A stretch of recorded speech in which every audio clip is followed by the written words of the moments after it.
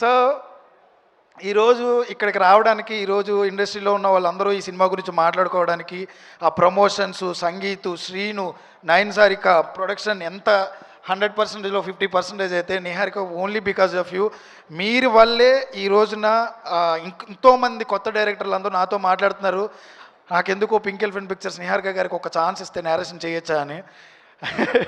రమేష్ గారు, మీకు ఎప్పటి నుంచి ఎన్నో కాల్స్ వస్తూ ఉంటాయి. డెఫినెట్లీ కంపల్సరీ చెప్తున్నాం, నిహారిక ప్రొడక్షన్, నిహారిక కొణిదెల గారి production, pink elephant pictures is a place for new comers, it's a place for new artist, new directors, new technicians.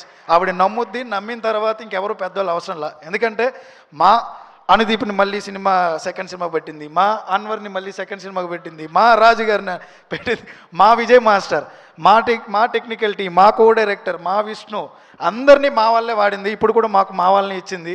ఎక్కడ కూడా ఆవిడకి పెద్ద పెద్ద పేర్లు అవసరం లేదు. ఆవిడకి కావాల్సింది మంచి పని మాత్రం చేసే టెక్నీషియన్స్. డెఫినెట్లీ ఈ సినిమా చూడడానికి 99% మీరే కారణం. మీ వల్లే ఈ సినిమా ఇంకా ఆడుతుందనే నమ్మకం మాకు వచ్చింది. నిహారిక అంటే నమ్మకం, పింక్ ఎలిఫెంట్ పిక్చర్స్ అంటే డెఫినెట్లీ 100% గుండెల మీద చేపెట్టేసుకోండి. ఈ సినిమా నవ్వించి చంపైపోతుంది అనమాట. రాకాస ఆ పేరు చెప్పగానే హర్రర్ సినిమా అని నేను ముందు భయపడ్డా. అమ్మో హర్రర్ సినిమా అని మనకు భయం. ఎప్పుడైతే నేను ఫస్ట్ టీజర్లో సంగీత్ గారిని అలా మా సీనుని చూసామో వెంటనే అర్థమైపోయింది, ఓకే ఇది మన సినిమా, మళ్ళీ వెళ్ళి అక్కడ కడుపు నవ్వుకోవచ్చు అని చెప్పి. Congratulations and all the best for entire team.